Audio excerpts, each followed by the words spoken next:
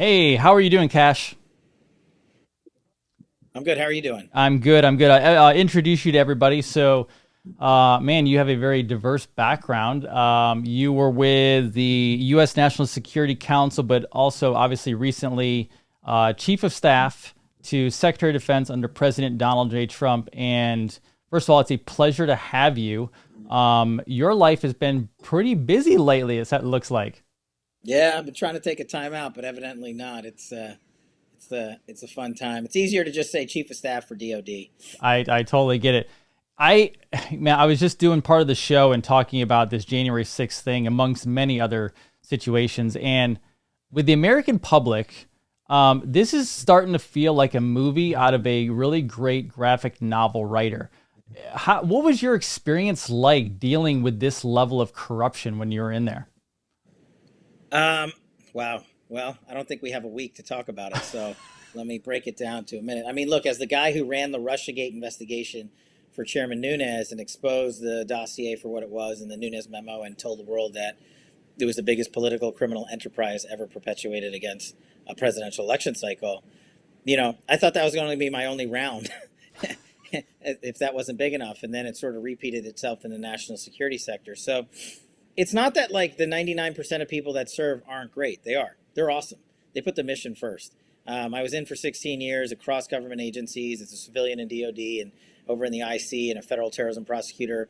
Everybody just signs up to basically be like, this, you can't do this work anywhere else. So you do it. Where we got corrupted was the leadership, the James Comeys, the Andy McCabe's, the Peter Strzok's of the world, and like the Gina Haspel's and the Rod Rosensteins basically said, I don't exist to serve the mission. The mission exists to serve me. And I think that's where we go categorically wrong. And we prove that over and over again. So what we had to do was fight them. And that's what we did. We fought the top. We didn't fight, the everyday workers, the guys and gals. And it was an unfortunate experience because I thought, well, if it gets to the top, that's where it's supposed to get corrected, not where it's supposed to be directed. And unfortunately, that's what happened. Now, before you went in, because you've been doing this for a while, you've been in this world, you understood it. Going in, did you guys know that it was this deep? Did you know some of these names at the top were there, or were you just uncovering the layers as you went and realizing this goes deeper than you even thought? Yeah, I mean, look, if I'd be lying if I sat here and told you when I did Russiagate, when I did the national security work, that I could say predict that it went to the head of the FBI and the head of the IC and the head of the DNI. And then when I was doing national security mission, I was shocked to find that the director of the NSA, the director of the CIA would somehow obstruct a presidential directive. And so it was problematic. But the one thing that I always reminded myself was, and then maybe this is what stood a lot of us in the administration who were executing President Trump's national security priorities was, he said X and we did it. That was it. He's the commander in chief. There's a chain of command. For some reason, these people, such as Chairman Milley and other folks, thought it was appropriate to go outside of the chain of command when it politically suited them and leak media information or information to the media that was sometimes sensitive and classified. And we could have done the same. I could have broken the law and said, hey, here's classified information. Here's the real story. But that would be playing their game and breaking the law, which is something I was never going to do. And so, we relied on the process we instituted under, my entire career as a public defender, a federal prosecutor, or whatnot. You get the facts out in the right way because that's what the American people deserve. You don't cheat them to satisfy a headline for the fake news. No, 100%. I remember the beginning of the pandemic. It stands out quite clearly was when we were battling everything. And I remember General Milley coming out and he gave this about 2 minute dissertation on we're at war and we will not allow any Americans to be hurt. We will stand against anything that comes in from foreign territory, et cetera, paraphrasing. Do you guys know it then that you're dealing with people on the inside, or was that being uncovered as you went? Because obviously we see it from the Mockingbird media. Like we see this stuff come out. I don't know if you guys see this beforehand or if there's any intuition happening there.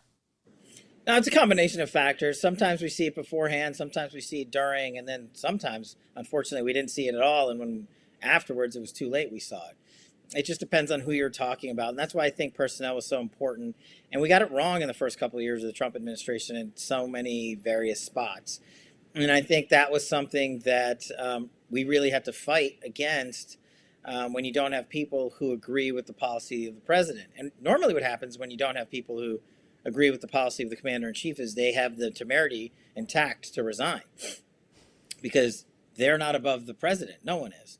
And, you know, talk about subverting democracy. It's funny to hear the left say that the president, quote unquote, tried to hijack an election and whatnot. They spent 4 years trying to hijack the 2016 election by miring him in the false Russiagate scandal or Trump or Ukraine impeachment hoax or whatever else Adam Schiff's circus animals were conjuring up next. And so we just tried to stay focused on the mission. And if the people weren't executing the mission per the chain of command that was lawful, then yeah, I had no problem calling them out. And now they just call you a conspiracy theorist. I can't believe Well, right. I can't believe that they would call you that. Were you, when you were there, because you were under Chris Miller, correct? Yeah. Yeah. I remember when him standing up, I saw a clip of him talking with in front of Vice President Pence and saying we were in the most complex war that we've ever been in. I feel like we're in a war right now. Can you talk to that, or is that not something that we should go down that road? I mean, I don't know. I wouldn't want to use the term war because if you've ever been in or around one, it's the worst. It doesn't get any more painful and tragic than that. Especially if you have the ability to just put aside the fact that you're fighting your enemy and also ascertain how awful it is for them. And so we were fighting a different sort of battle internally that the media didn't help with. And that's why, you know, since I've left government, haven't been a target of defamation, haven't been a target of the media. You know, we have to start initiatives that we believe in that support our fight against the media. And we have to correct it because, as you said, you know, only a only a small percentage of Americans ever serve. And that's the way it's supposed to be. The rest of America is supposed to go out and do what they want because the minority of us serve. And the media is supposed to report it accurately, but they stopped. They failed to do that from 2015 on through this day. And that's why we have to correct the media, and that's why I started Fight with Cash. Yeah, I want to actually bring that up. We have your site here, Fight with Cash, and tell us a little bit about that before we dive into the January 6th, because I know this all has to do with obviously fake news and people getting thrown off and things like that around those types of events. Tell me about the Fight with Cash and what you're exactly doing, because I think it's amazing. Yeah, thanks so much. So it's all sort of interconnected, right? You know, once Russiagate happened and they put me in the media and they called me the nastiest things on planet Earth, they eventually started actually defaming me, actually making up outright lies about places I was and things I did. And I said, enough. You know, that's not what government service is about, and that's used to not be what the media is about. So I sued CNN, the New York Times, and Politico. I'm still suing them. I'm suing them for a ton of money. And not because I care about the money, because when we win, I'm going to publicize to the world that we won, and they were wrong, and they knew it. But what I realized along the way was, I'm not the only one. You don't have to be a public figure in government to be spoken about on TV. It happens in local communities. It happens in local papers. It happens on local radio stations. People across America were defamed or deplatformed by big tech and big media. And so I started fightwithcash.com. It's fightwithcash.com with a K. And I've been raising money for 6 months. It's a trust. It's a legal offensive trust where we raise money and everybody can get a hold of me directly through the website. I have no social media, but you can get a hold of me on the website. And if you have a case, we ask you to send in a summary. We have a brilliant team of lawyers that looks at it. And if you have a case, if you have a cause of action, we will pay for your attorneys so you have your day in court. So you get to sue and you get to clear your name in court and you get to have your day. And that's what Fight with Cash is all about. Plus, we got tons of great free content up there. My show's up there, Cash's Corner. We'll put this up there if you let me. And we have great merch, patriotic merchandise that we sell. But all of it goes back to the trust because we want to hear from Americans. We've heard from a lot of them. I'm sure you have. We've got cases going, and we want to get more cases going. So any help that your audience can give to fightwithcash.com is greatly appreciated. Sure, and I had to play partial, I guess, devil's advocate, just because this is the stuff we hear when we actually run shows and things like that. Is we almost feel like the system is against all of us, including, unfortunately, the judicial system. How do Americans get back a trust in the fact that, okay, we can do lawsuits, which I totally agree with, but how do we get a trust back in the fact that we can win these, but also kind of gain back our government, because we have lost our republic. We need to gain it back in our power. Yeah, so basically, you have to have people go first. You have to have leaders like a Devin Nunes lead the way. You have to have, great Americans that I serve with, like Johnny Ratcliffe or Rick Grinnell. These types of folks lead the way, Jim Jordan, because they take it on every day. And then you have to sort of follow in their wake and be a little courageous yourself. And then you have to translate that into victories because you use your public notoriety, your means, and your capabilities to win. And when they see that you can win, they're like, why can't I win? And I don't want money to be a factor for them not to be able to win. And that's the whole point of doing it for others. And we're going to continue. But it's related because that's only step one, right? If we win, which we will, and we win on behalf of other Americans, which we will, that's great. But we're going to tell the world we did it. And that's how you correct the media, because you show them the fake news media intentionally defame not just me or Devin Nunes or a figure of notable worth, but everyday Americans, John Q. voter in Iowa or Idaho or Wyoming or where have you. We want to get your voices heard because that's what America is. I was in Nebraska this past weekend for a Fight with Cash event. 500 people showed up from all over Nebraska. And they asked me a really important question. They said, why do you do this? And I simply answered, because of this room. That room represents America. Washington, D.C. doesn't represent America. Washington, D.C. is a total cesspool. And because I know that there's so many people in the states like Nebraska willing to entertain and engage in the fight, that's why I think we can win. No, that makes sense. And it's almost a strategy in a way of deleting the coffers of the media to the point where, their ratings are so low right now. It's unbelievable. They're begging for Trump to go back on whatever social media platform, because you're right, their ratings have tanked. They're not sitting there. They're still blaming him for everything, including the sunrise and the sunset. But now they're just barking about Jan 6, which I know we'll get to in a second, or, we're not talking about national security. We're not talking about Iran. We're not talking about China. We're not talking about Russian aggression. We're talking about, at least in D.C., the only thing people want to talk about is Jan 6, Jan 6, Jan 6. And America doesn't care. They don't want to pay $6 at the pump. They want food on the table. They don't want critical race theory shoved down the education platforms of our public schooling system.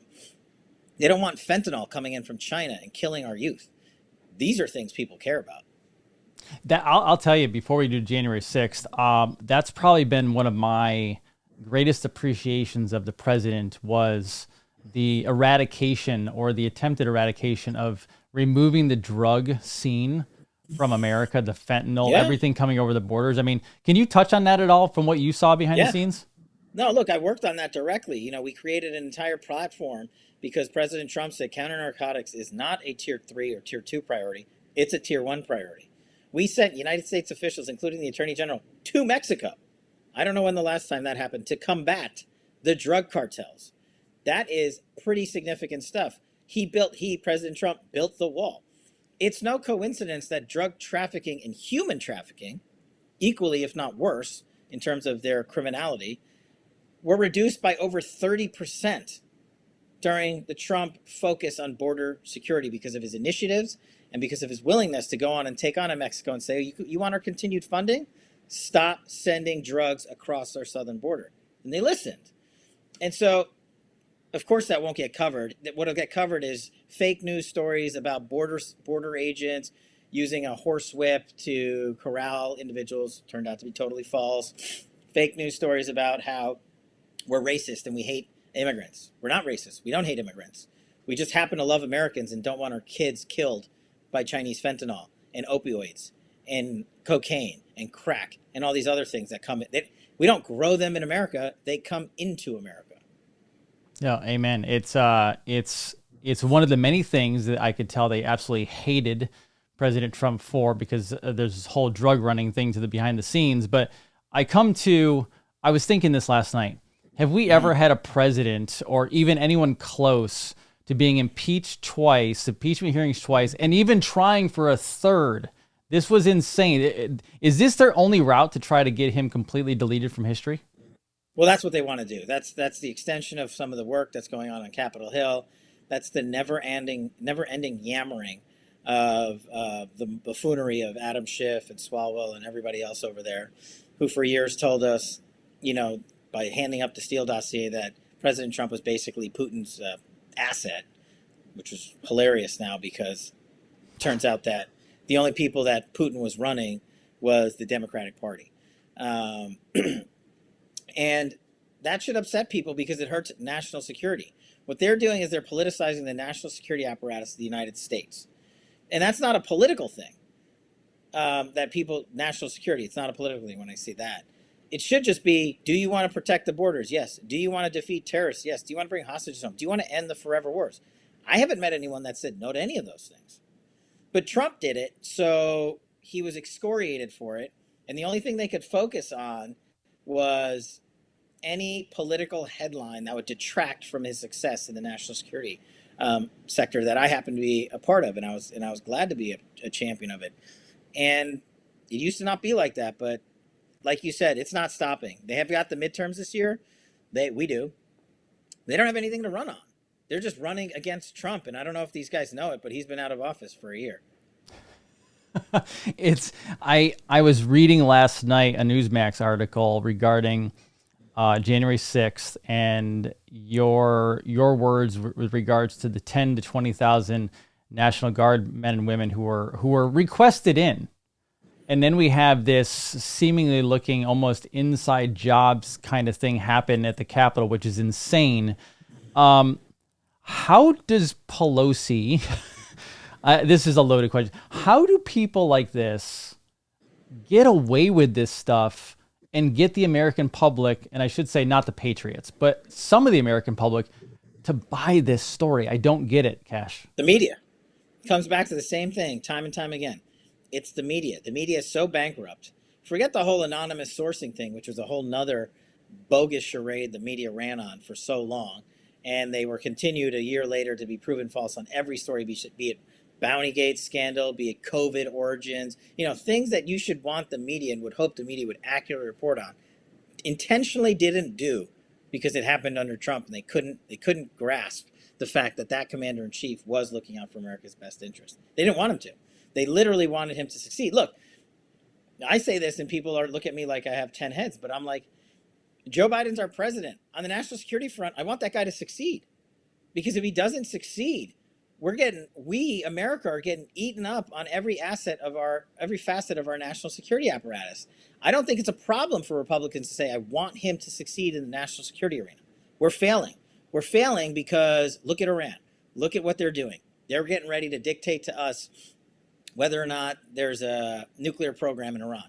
China is taking shots at American dummy ships in the South China Sea.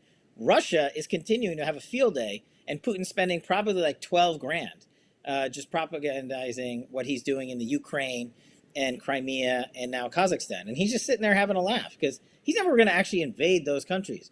But the fact that the U.S. posture around the world has weakened so much, so greatly, because we have prioritized the weather and climate change ahead of the defense of this nation, allows these countries to dictate to us. And the media just says, look at all these great diplomats. And I tell them, what have they accomplished? Other than legal routes, which obviously we have to take, you have a populace who, honestly, like, I worry about even the midterms, because I feel like people are losing tremendous confidence in the voting, and to the point where I'm hoping this doesn't happen, but people don't show up. What are the other ways, other than the legal aspects, that we fix this? So not only just election integrity, but to stop the Pelosi's of the world, stop the Schiffs of the world, because we all feel like it's rolling downhill against us, if that makes sense. Yeah, I get you. And how do you do it? You get you to do a show, and you market it, and you put people onto it, and you push it as hard as you can. Because I tell people when I do live events around the country for Fight with Cash, if you can impact 3 people, that's a win. That's a huge win. That's how you win elections. That's how you change political platforms for what America wants. Look, Don't take my word for it. Loudoun County and Virginia. How do we switch Virginia from top to bottom, Democrat to Republican? They fought for the issues at the school board level, at the county level, at the city level, and they rode the Republicans right out of Virginia. A purple state now is firmly red from the governor onto the attorney general onto the lieutenant governor on down, including their house. You know, the same thing I think is going to happen across the country when you have great programs like yours talk about these matters, and we just got to get the word out. And you got to do random things, you know, too, right? Like everywhere I go, I tell people to watch The Plot Against the President because I think Right. it's the greatest documentary. Why? A, get educated on what happened in Russiagate, but B, know that there's a force out there that has been reporting on this stuff like you accurately, not just since yesterday, but for the last like 3, 5, 7 years. People just need to be made aware that there are other outlets to get their news from. And I think we're starting to win on that because Twitter stuff's down. Obviously, the mainstream media is down. The Times, the Post, all those guys are down, and more people are tuning into programs like yours. And that's how you win. No, I would agree. I was actually studying last night, and I'm like, okay, so Rumble's going, and then I see Devin Nunes, Yeah. your guy, all of our guy, we love him, who is CEO of True Social. Is that not correct? He's the CEO of TMTG, so Trump Media. Okay, Right? Trump Media. Which runs Truth Social and a bunch of other things. And why would Devin Nunes, you know, and Devin's a dear friend, my former boss, you talk all the time. Why would he leave Congress? Why would he leave one of the biggest posts in Congress? Because he believes, as you and I do, that there's something beyond serving in Congress that's more important to him. And that was the media. And he thought with his platform, and I agreed with his decision to head up Trump Media, he could change it. He could deliver us conservatives a different alternative to Facebook and Twitter and whatever all the other things are called. I don't even know. And that's why he left, because he's so passionate about it. And we're so passionate about helping Americans see that and offer them that alternative, be it on Fight with Cash or TMTG. And I'm sure we're going to, you know, have crossovers with your program and things like that. That is how you slowly change the narrative. And look, I'm fully confident in the midterms. I think we are going to win the House and the Senate. It's just a matter of how much. And once we do I love that, your hope on that. Absolutely do. yeah, no, we're fighting for it. And once we do that, and then here's the kicker, we get back the gavels. We get back the constitutional oversight in Congress. So we focus on oversight that matters for America. Back to security, back to national security, back to the military, back to the intel community, back to funding programs, back to figuring out how to actually combat the China virus and things like that. Things that matter. Taking out politics from the heads of these institutions. That is the biggest win we could have.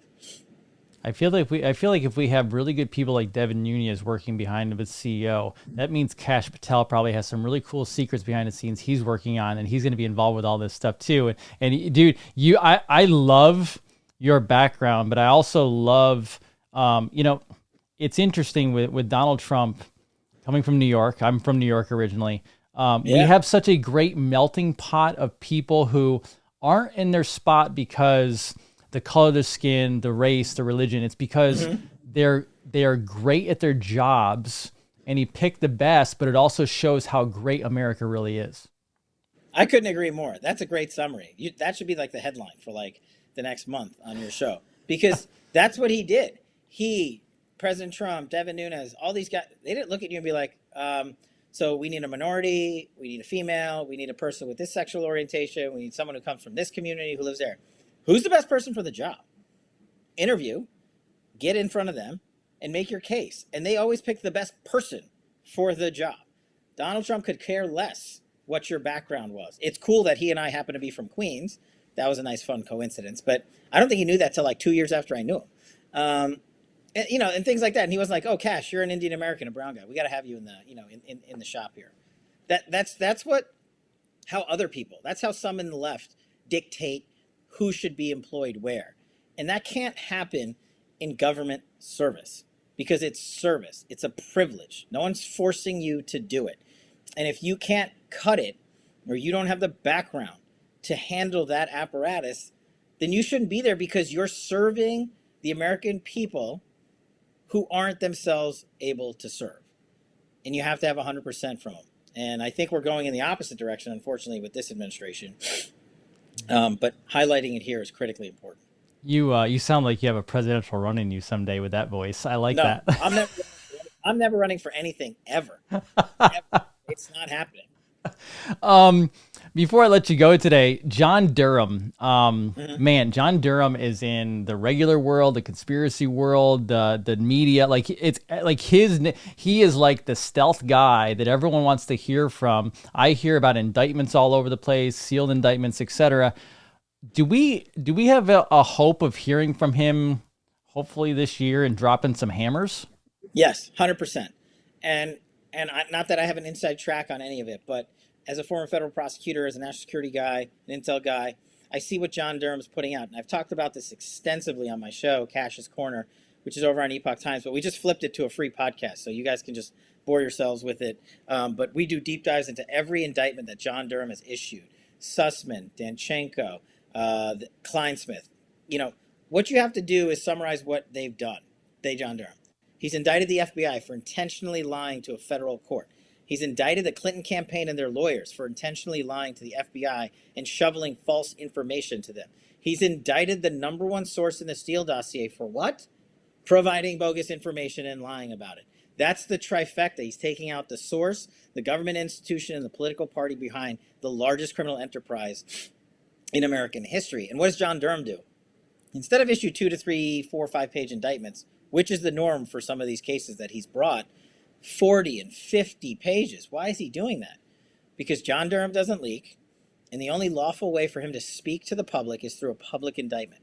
Look at the people he's named in these things that are part of this ongoing investigation. Jake Sullivan, the current national security advisor, Glenn Simpson, Fusion GPS, half the people at the State Department, people like Charles Dolan, who no one ever knew about. I ran Russiagate. I didn't know about that guy till John Durham found him, which leads me to believe that John Durham is running a righteous investigation. But I remind people, man, there was cases I worked 2, 3, 4 years before we brought an indictment on. This is complex stuff, and I wish it moved faster. And in the times of the China virus, we're only slowed down because grand juries are limited and whatnot. But I think he's moving methodically. I don't want to see a John Durham report for like 2 years. I want to see more indictments. And I think in the spring, summer of this year, you're going to see 2, 3, 4 indictments that are going to be pretty shocking. And that's what America wants, is accountability for those who think they have the right to live by a different set of rules. Those being Clapper and Comey and McCabe and Strzok and Lisa Page and Glenn Simpson and James Baker at the FBI and Bruce Orr at the DOJ and all these other people who used to serve at the highest levels of government corrupted it for us. So I'd say stay tuned, and I'll come back on your show anytime and talk about John Durham. Check out Cash's Corner. The podcast just went live. I think I've done 6 shows on John Durham, but I it's very personal to me, and so I like talking about it. Man, I think America would celebrate in unison if we actually could take down the Clinton operation and the Obama operation and what they've done. I mean, is at this point, I think every American at least doesn't like them and at least knows that they've done something criminal. Yeah, look, and here's the reality. Look, is Hillary Clinton ever going to get indicted? No. Is James Comey going to get indicted? Probably not. But if you get an Andy McCabe, the deputy director, who's worked at the behest of James Comey, and then you get a report from John Durham, which we will get at the end of the day, which excoriates the Clinton campaign and their leadership and their work, and the James Comeys and the Brennans of the world, I think that's a fair amount of accountability. We have to live in reality. We can't have these fake conversations where people are like, when is Obama getting indicted? It's not happening, okay? That's ludicrous. Like, let's have a real conversation, and let's reset the goalposts to reality. And I think that's what we've been trying to work on. And I'm glad I'm able to come on your show and talk about it for a little bit. But hope to be back and talk about all things, and encourage your audience to check out fightwithcash.com with a K and support us where you can. Absolutely. We're showing it one last time, and everybody just go over there, get hooked up with Cash. If you have a situation where you're involved with it, obviously do that as well. It would be really, really great. Help everybody out. Cash, again, I appreciate being on the show. Thank you so much for your patriotism, your service, and everything you're doing. Thanks so much. We'll talk to you soon. Take care. Bye. So there is Cash. Man, good information. Like big time drops, letting you know what is coming. just a great dude. And I appreciate, we're going to leave it at that because his word is big. And obviously he is in the inside. They call him a Trump guy, meaning he's right next to the president, right next to Chris Miller, DOD, knows what's happening, knows what's going on behind the scenes. Plus, I feel like he knows a little bit more, and that's good. He's going to do what is needed to help save and restore the republic. So, everybody, I appreciate it. Appreciate having Kash on. This is Dr. Dean, Brave TV.